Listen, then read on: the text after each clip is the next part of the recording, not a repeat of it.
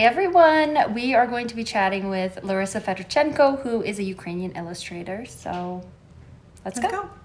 Hey everyone, here we are today talking with Larysa Fedorchenko, an author and illustrator from Grande Prairie, who's also a handmade artisan and does a whole bunch of other super cool, fun things. So we can start, Larysa, with you just telling us a bit about yourself. I don't know even what to say. As you told, I'm an illustrator, I'm an author, I'm a handmade artisan. Originally, I'm from Ukraine. I lived in Ukraine till 30-something age, and then I moved to the tropical Dominican Republic, where I spent 15 years. I raised my kids there, and then I moved to Canada, actually, when the big war started in Ukraine in 2022. Talking a bit more about your art, what got you into art and writing and illustrating? I think I always have been creative, like full of ideas, inventions, even as a child. I grew up in Kiev, it's the capital of Ukraine, and I was raised by my mom and my grandmom. They both are from the rural backgrounds. And they taught me to knit, crochet as a practical skills. It's like very regular. I was born in 1975, so it was Soviet Union yet, and we had to be taught to do things with hands. Then for a long time, creativity was like about survival for me, because I learned to sew because we didn't have clothes. Even regular things during Soviet Union, like jeans, for example, were unavailable in stores. You couldn't buy them. My first jeans, personally me, I got when I was 19. Oh, wow. Oh, my goodness. I was trying to write or to draw, but during Soviet times, it was society, like regulars of society, where the art, it is something you needed special education for. Mm-hmm. And we couldn't afford that. So it was just, and my mom was very skeptical about that. Like, we are from the workers, like, let's say, redneck family. So what art, what writing, forget about it.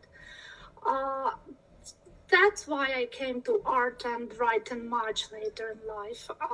It's actually when I moved from survival mode to actually living. Mm-hmm. And this shift made possible, it was possible thanks to my husband, Richard, who is, I was talking about him before, and my children. They really believed, all of them, they really believed in me, even more than I did. And they were like even pushing me, like, do.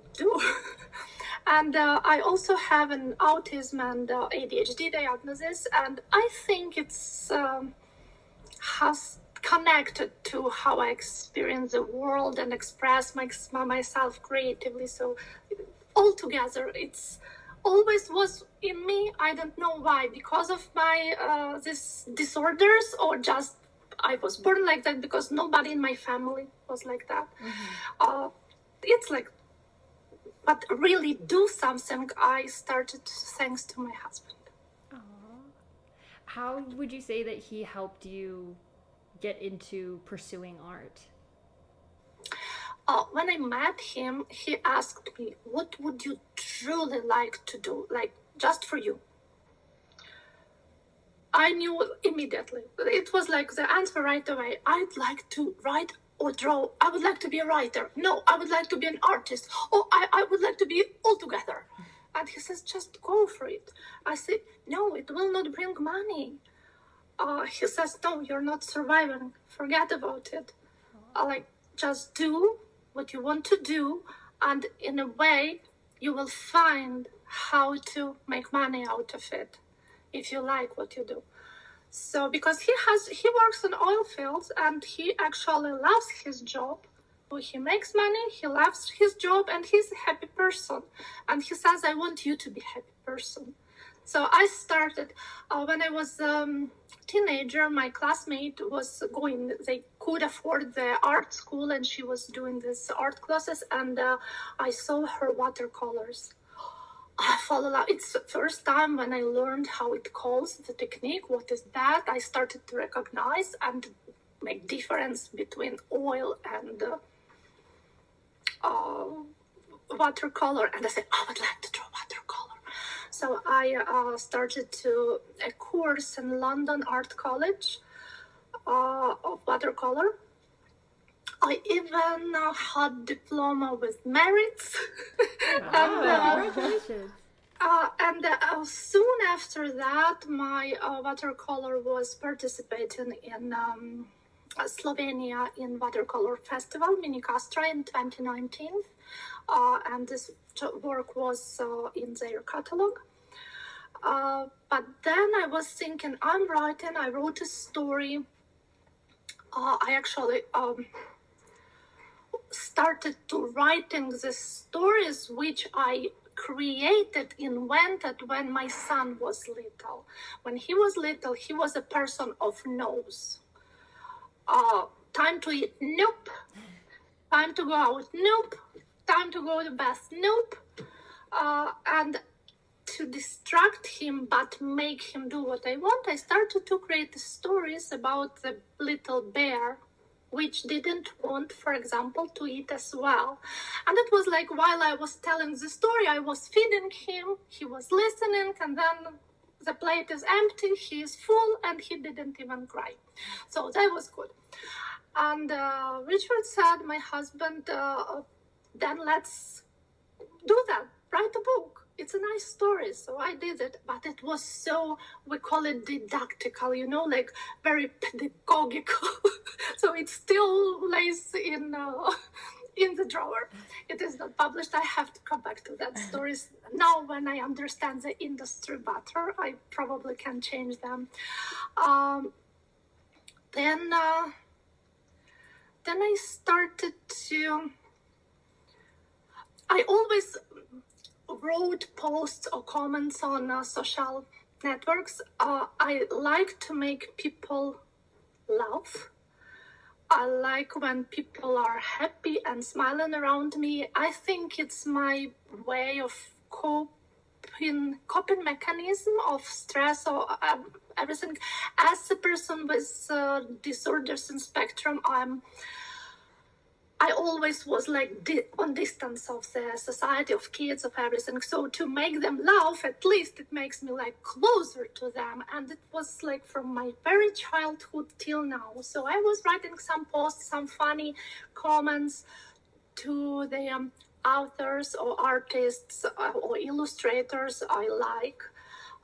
Some of them noticed those comments. Probably they went to check my account and they started to follow me. I was following them.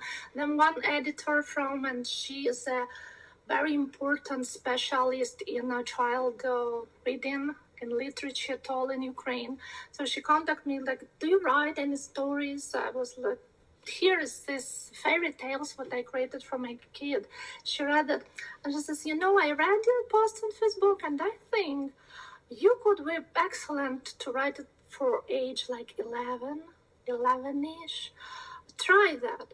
And she pushed me actually, and I started to write, and I wrote a story which I showed her, and she was like, wow, go to that publisher, they for sure will publish it. So I went, and this book actually published. Wow. Yes, and then I separated my social networks. On Facebook, I am all together, but more like a writer, and now as a homesteader. In Instagram, I'm the illustrator only. So in Instagram, I was posting my picture by picture by picture, and then first publisher came and they commissioned me to draw the book about salamander Andra, her. Yes, her travel, her journey, and I did that. It was my first book which I illustrated. Oh, wow. And it's how it started. Now I have published already, I think, published, which I have books 5, I think, and 2 are in process of printing. 1 just came to the warehouse, and right now I'm working on 3 more books. Do you have a favorite book of yours that you've written or illustrated? I don't think I have a favorite.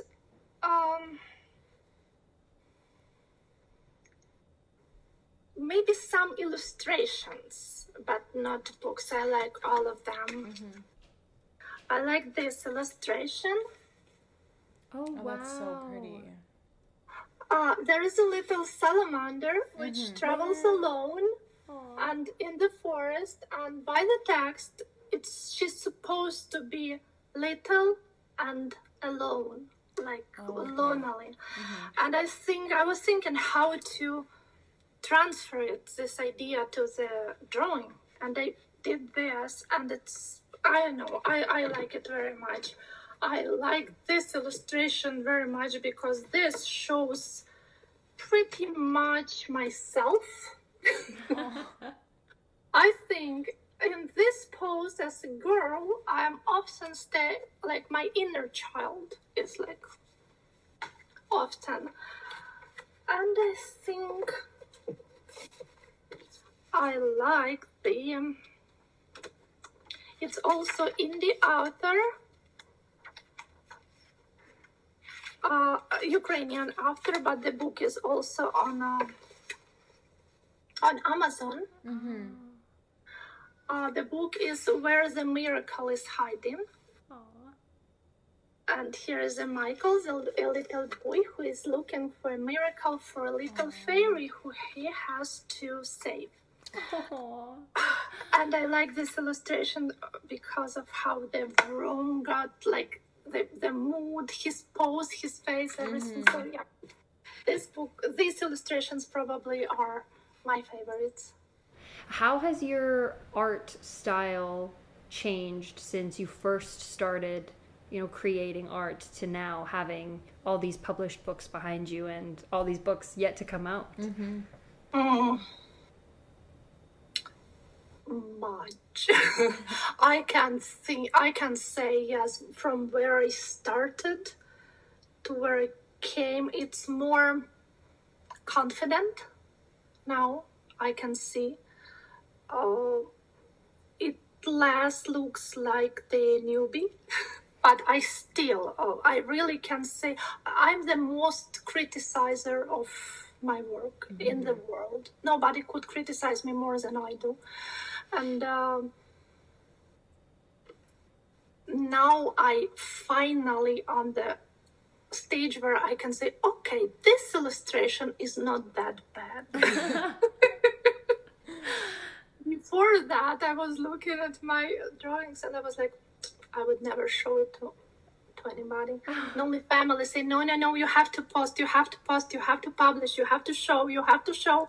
But I was, no, I can't, I just can't. And I was so ashamed to show it, but I was following what they say. And now finally some, not all, but some of illustration, I'm content to see.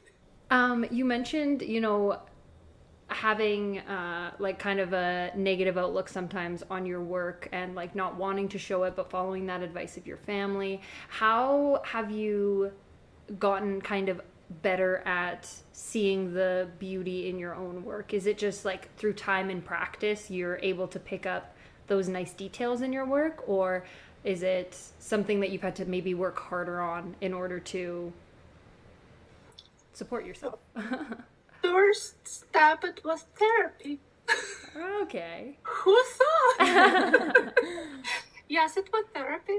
I started to talk to therapists and they said, I'm 40 years old, I'm over 40, and I didn't get anything in my life done. Like, I don't have anything. I don't have my own home, I don't have money, I don't have no career, nothing.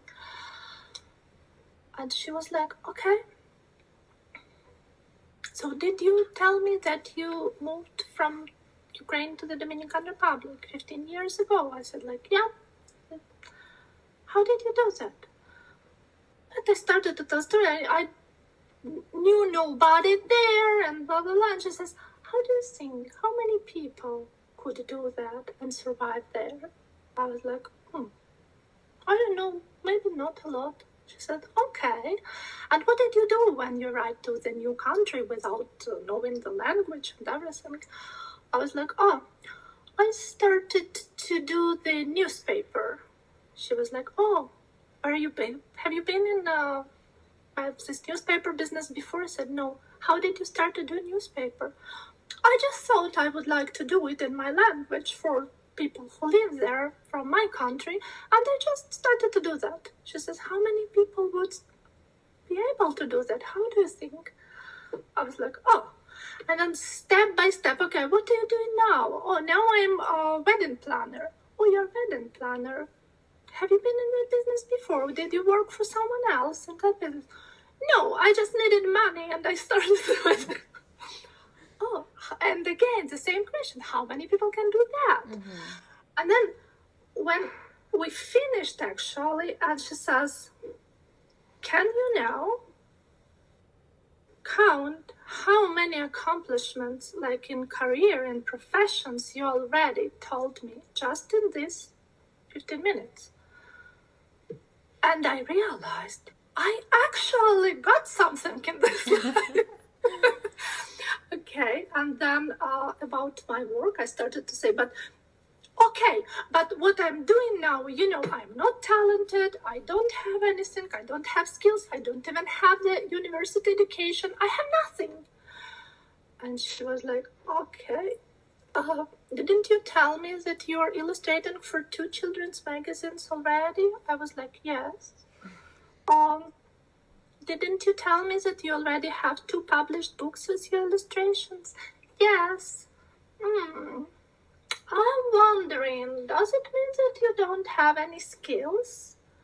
What do you need, skills or diploma? I was like, skills? I prefer skills. She was so it's how it started.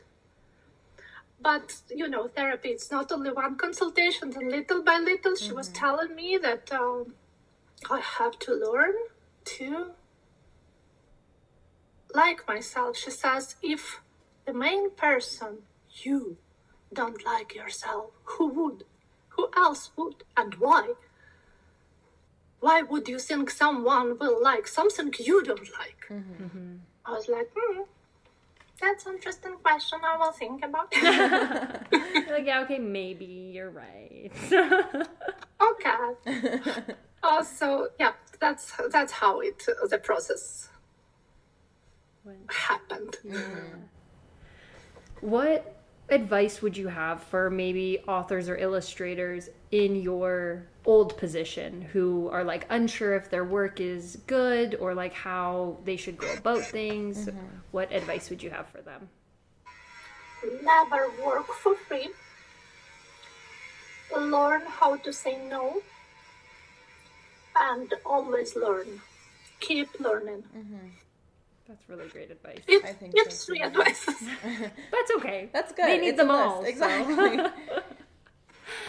So it's important because never work for free. Even if you want to find somebody who appreciates what you do, it's not real appreciation if they don't pay you. Even if you like very, very much the process, it is still a job. Nothing good ever came from beginning to work for free. If you start to work for free, then you are diminishing yourself. So why would you think someone else will appreciate you? To say no to not adequate conditions, no to not adequate payment, no even to yourself when you have inadequate thoughts like to work for free. So no, yeah, you have to learn that. I learned to say no maybe a year ago only. Better late than never. Before that, like, to work To do 5 illustrations in 15 minutes, of course. Oh my goodness. So yeah, those, and to learn always. There is nothing stable in this life, neither your knowledges, neither your skills. So you have to learn constantly. If you think that you're good enough in your profession, maybe in your skills, yeah, in some moment your skills will be in a plateau and it's okay, like you're content with them. But it's an industry, so learn about the industry. Learn what the new tendencies, learn what the new knowledge is. Even when you write, some words which we used before we don't use now. So even that, and if you don't know that, if you're not in the wave with all the industry, then you just stick out and you will not be popular, probably. You will not be needed, so learn. It's very important to learn, and learn in your personal life as well, because if you learn about yourself, that means you are progressing, that means you're growing, and growing is always good. In your illustrations, and I guess in your books as well, you mentioned starting to write one because of your son, trying to get him to eat. What inspires your books or your work? You mean other books? Yes, yeah. Real life. Everything around can inspire me. We had a conversation with my daughter lately, and she said, probably because of the spectrum disorder, we have kind of inadequate reactions, because when my husband gifted me the new car, which I never had in my life. I never had a new car. I always had used cars. And here's a new one. I was glad, I was happy, but I wasn't that happy running around as when I found a colored piece of glass on the ground, because it was beautiful blue color. Aww. So that, and here starts my imagination work. What the glass? What was it before? Why it was here? Who left it here? What happened to this glass? Everything. I can see whatever tree, whatever building or person. I can hear the conversation. Sometimes you hear people talking. Everything like brings me, and I almost never go out of my inner world, of my fantasy world, this, let's say, bulb. So I'm always in it. It's very difficult for me to step out of it.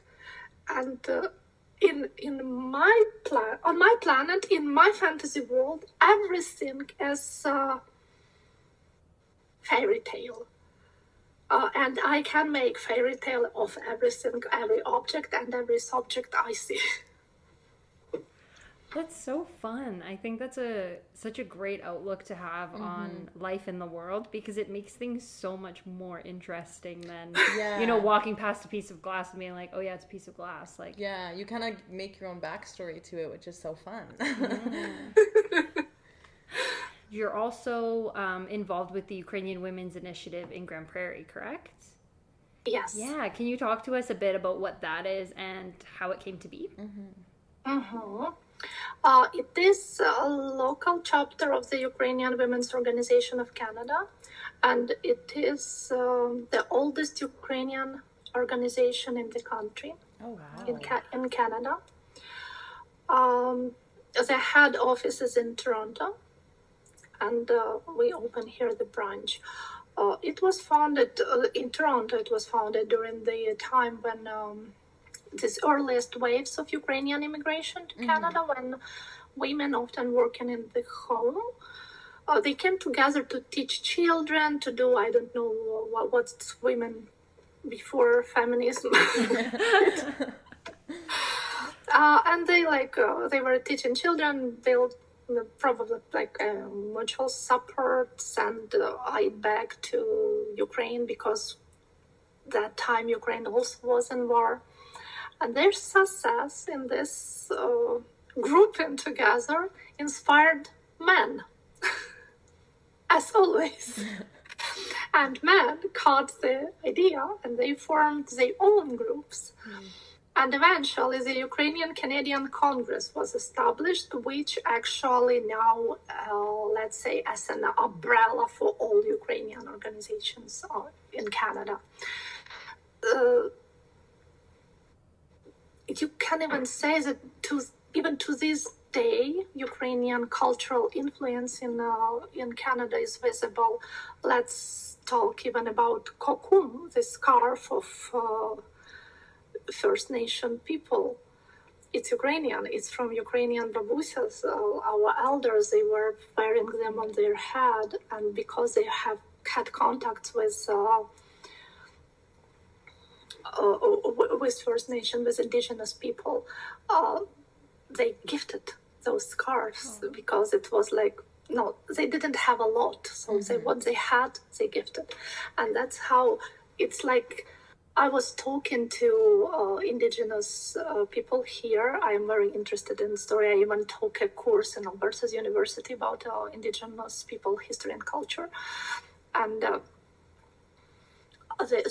they told me that, yes, we remember that story about that piece of history when we were like brothers and sisters with Ukrainian newcomers here. So even that you can see. And so when I came here in 2022, I was seeking connection with community, with Ukrainians. I needed society. I needed to do something. And also, after the big war started and Canada opened doors for Ukrainians, and helped so much, and so many Canadians helped Ukrainian, I was thinking, we have to do something. We have to give something back. I don't know, I don't have a lot, but I have to give something back. So we are doing memorial and supporting Ukraine activities, as well as supporting community activities, because now in June 21st, it is, how do you say in English, sun solstice? The summer solstice, Yeah, summer solstice. So we will celebrate it, and we plan to do it in our homestead. We will invite lots of people, and we will show how pagan Ukrainians before Christianism celebrated the thing. We were jumping over the fire. We were weaving the flower wreath, singing songs. So it will be like community, let's say, activity, because we actually want to Canadian people come to see us, because it's show off of Ukrainian culture, but also to know each other and to show that we are not only about the war, which is constantly with us. My son was wounded during that war, and I think there is not a family in Ukraine now whose member somehow is not connected to the war. So even it is always with us, it's always on our shoulders, it's always in our hearts and minds. But again, Ukraine, it's not only about that, because we are actually peaceful people. Yes. We are tough, but we are resilient. And so we want to show that we have more. More to show, more to tell, more to celebrate. And this organization fits very good for that. What is the most rewarding or the best part of the work that you do, either with the Ukrainian Women's Initiative or as an author and illustrator in Grande Prairie? The product and reviews. So when you get something in your hands, which has like a print of you, a piece of your character, of your soul, of your inner world.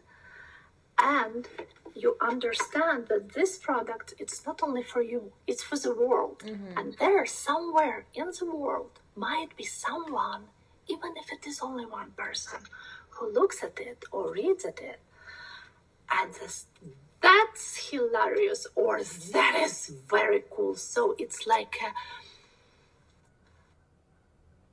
light, little tiny light of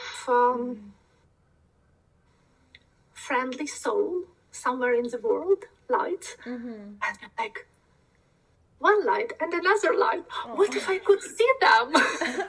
So these products, to have something which came from inside you, because all this, it's your inner world. You can't create anything from your mind which is not from your inner world. It always reflects you, even if it is fiction, and never happened in your life and you never heard about that. Somehow it came to you. Yeah. So it is the product which is not only for you. You made something. And reviews, it is like some people find so beautiful words, some metaphors to describe their feelings about what you did. And you're like, that is just beautiful. Of course, if it is a good reviews, if it is bad reviews, you say, I don't think so. Yeah. I disagree, actually. Let's agree to disagree. Yeah. Where do you hope to see yourself in like 5 years? Here, in Alberta, in my forest, drawing and writing. So you're exactly where you want to be. Probably. And maybe finally I will learn how to be a good gardener. And to teach our puppy to not dig my potatoes out from the ground. No. Your poor potatoes and the poor puppy. So I'm exactly where I want to be, probably for the rest of my life. Oh. Well, that's so exciting. That's amazing to hear. It's nice to hear when is someone especially like you who's just helping out the community is exactly where they want to be. It's very refreshing. And it's nice to see too. Especially from where we kind of started the conversation of where you started out. Yeah. To see you now being so content and so happy in your work. Like, props to you for getting here, and props to your husband, who I don't know, but for allowing you to pursue your goals, because how big you've been smiling and just like the excitement that you have to share all of this with us is... Yeah, you have a good team around you. Your husband and your kids sound like they're your biggest supporters, and I think that's amazing.